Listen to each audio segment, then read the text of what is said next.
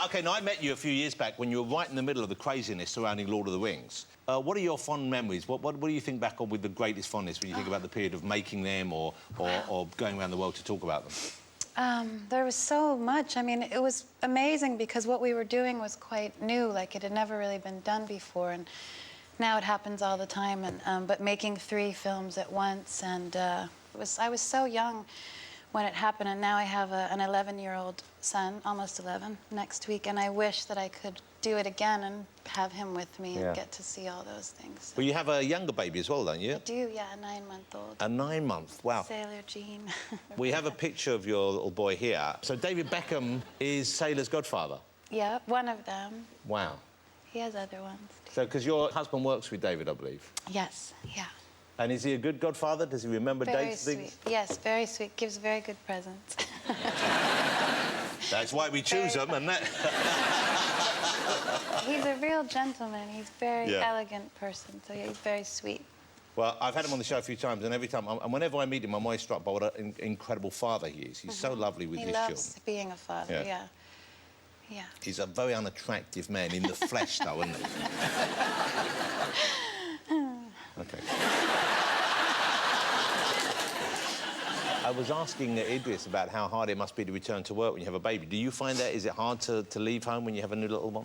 Yeah, because he's with me, so I'm working and I have the baby. Oh, so you take him with you? Yeah, I was filming The Leftovers, which is the show that I've been working on, and about 3 months after I had him, I had to go right back to work. So we originally, last season, we shot in New York, which was very convenient for me to be a good mother and be an actress.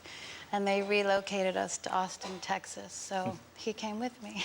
And when you go back, are they kind of respectful of the fact you have a baby? Do they go easy on you with the scenes? Do they give you scenes which are less emotionally draining because you are in a different frame of mind? No. The first scene I actually had to do after I had him was a crazy sex scene where I raped somebody in the back of a van, which was... It's exactly what a new mother wants to do with her child. Let me ask you about the experience where you have with fans, because I know Lord of the Rings fans are a bit like any kind of popular fantasy. They're very, put it the wrong word, but they're very passionate. Are they with you? Do they expect certain things from you? Do they want you to do or certain things? I went to the Comic-Con the other day here in England, which was really interesting because I did like a photo op with some of them, and a few of them came in costumes, and they were so specific about what they wanted me to do. Like, one of them wanted me to put my hand on his heart, and he was dressed as Aragorn, and I had to hold the even star. And I was like, wow, this is trippy. It was he really, like, planned this out, exactly. He wanted me to look into his eyes and do the whole thing with him. What a lovely thing, though, because that must have been a really big moment for him. Yes, yes. And you responded, no doubt. You gave him what he wanted? For a second, yeah. Not for several eternities. And what about the other guys? So they just want you to sign something, or they want you to do lines from the film, or...? Yeah, people often ask me to speak Elvish, and what else? I can't remember. They're very sweet. You know, Liv, one of the things that's interesting about you, because you're obviously a very beautiful woman, but you look very much like your father. In a way, it's very distinctive, and I'm sure you know Liv Tyler from the band Aerosmith, who was an incredible band. But you didn't know he was your dad for quite a while, for quite a large part of your childhood, did you? Well, I was 8 when I found out he was my dad, but yeah, I have 2 fathers, kind of, yes. I was raised by Todd Rundgren. Well, I was raised really by my mom and my grandmother and my auntie, but my mom said to say hello to you, by the way. I met her once, years ago. She's very excited. She said, "Oh, he's so wonderful. He's my favorite talk show host." You are looking very handsome. I like your haircut a lot. Wow. Very nice. And your tie matches your eyes. I genuinely don't know what to say now. Are you mistaking me for Idris Elba? Because you know you did that at an airport once, you know, don't you? But you found out in a quite peculiar way, didn't you? Was it you were at a concert when you saw him? Oh my God, I'm 38. I was 8 then. It's so hard to remember. What happened?